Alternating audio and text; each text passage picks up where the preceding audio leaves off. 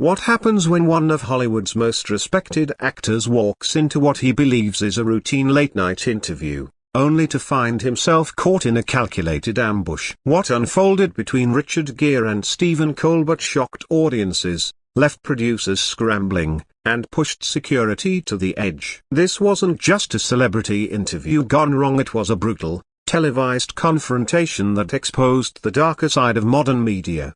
Backstage, the atmosphere was typical. Richard Gere, dressed sharply in a charcoal suit, sat calmly in the green room reviewing talking points with his publicist. He was there to promote his latest humanitarian work, a refugee assistance programs close to his heart. It was supposed to be a straightforward, respectful conversation. He's done hundreds of these before. "We're ready for you, Mr. Gere," a production assistant called with a warm smile. Gere walked toward the stage with the practiced calm of a man who had faced countless cameras before. The crowd applauded as he emerged, waving politely and settling across from Stephen Colbert. "Richard Gere, everyone," Colbert announced with his signature grin. But something about his expression was sharper tonight. "Thank you for having me, Stephen," Gere replied warmly. "I'm excited to talk about the work we're doing with the International Rescue Committee." "We'll get to that," Colbert said, leaning back in his chair. "But first, your recent comments about American foreign policy. You've been quite vocal lately, haven't you?" Gere's brow furrowed. "This wasn't discussed beforehand. Politics was not on the agenda." "Stephen, I think there's been some confusion. I'm here to talk about humanitarian work, not politics," Colbert pressed. "You can't make public political statements and then dodge follow-up questions. That's not how accountability works,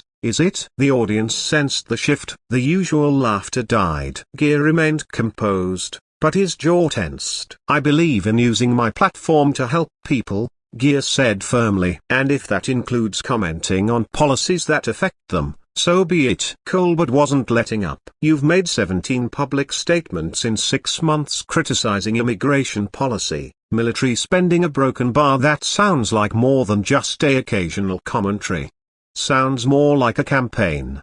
"I'm sorry, but what exactly is happening here?" Gere asked. "We had an agreement." "Oh, did we?" Colbert responded with mock innocence. "See, when celebrities act like political experts, the public deserves to know where that authority comes from." The room fell silent. Gere's publicist, watching nervously from the side, was texting furiously. "With all due respect," Gere said, "I've never claimed to be a political expert. I'm a citizen who cares about human rights." Colbert's smirk was gone now. "So when you talk about American policy, are you Richard Gere the humanitarian, or Richard Gere, the millionaire in a $40 million estate telling working-class Americans what morality looks like?" That hit home. Gere's eyes flashed. "That's a cheap shot, Stephen. My personal wealth doesn't disqualify me from caring about human suffering, doesn't it, though?" Colbert asked, leaning in. "It's easy to advocate open borders when you live behind gates." Gere took a breath,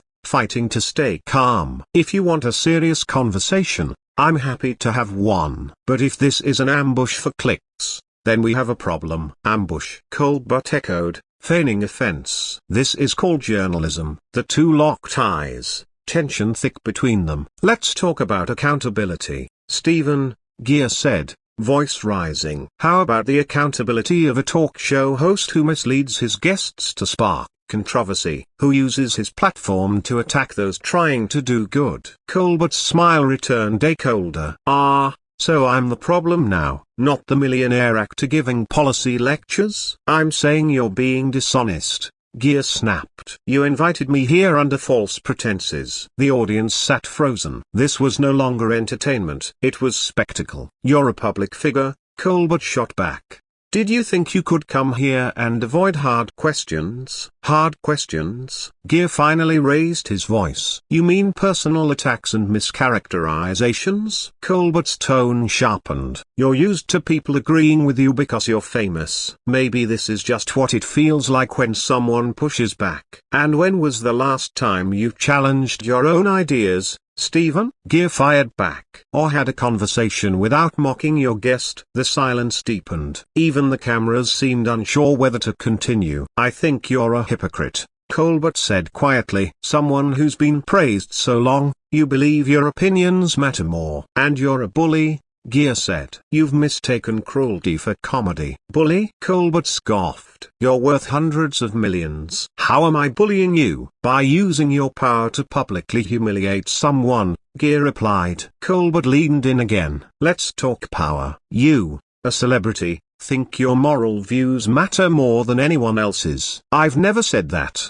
Gere responded, seething. But I have the same right to speak as anyone. You're trying to silence me, not through debate, but through humiliation. You're not being silenced, Richard, Colbert snapped. You're on national television. You've created a hostile environment, Gere said. You lied about the purpose of this interview. The mood was heavy. Audience members looked uncomfortable, unsure where this was going. You want to know what your real problem is, Stephen? Gere continued. You've become the very kind of media figure you once criticized. You don't challenge ideas. You tear down people. Colbert, flushed now, seemed momentarily rattled. That's rich coming from a man who can't take accountability. You haven't held me accountable, Gere replied. You've gone after my character. Colbert leaned back, his smile bitter. Maybe your ideas aren't as strong as you think. You haven't engaged with my ideas at all, Gere said. Just insults. Or maybe I didn't treat you like the special snowflake you think you are, Colbert mocked. And maybe you're just terrified of a real conversation, Gere shot back.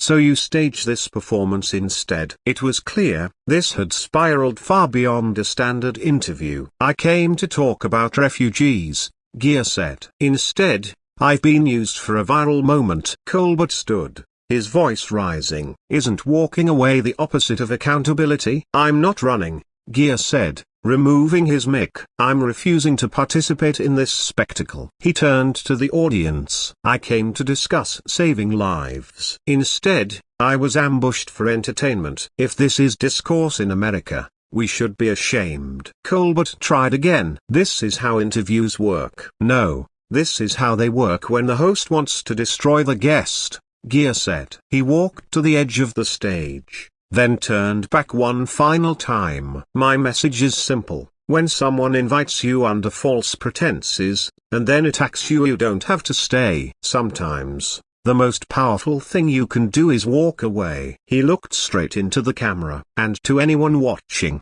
ask yourself, is this how you want to be treated? Challenged by truth or ambushed for sport? As he left, the studio remained silent. Colbert stood alone behind his desk, the usual bravado drained from his face. He eventually spoke, voice smaller than before. Well, a broken bar, that was certainly something. But the damage was done. In trying to tear down Richard Gere, Stephen Colbert had exposed something darker about himself and about what late-night media had become. The real question wasn't who won the confrontation. It was, what does it say about us that this is what we now call journalism?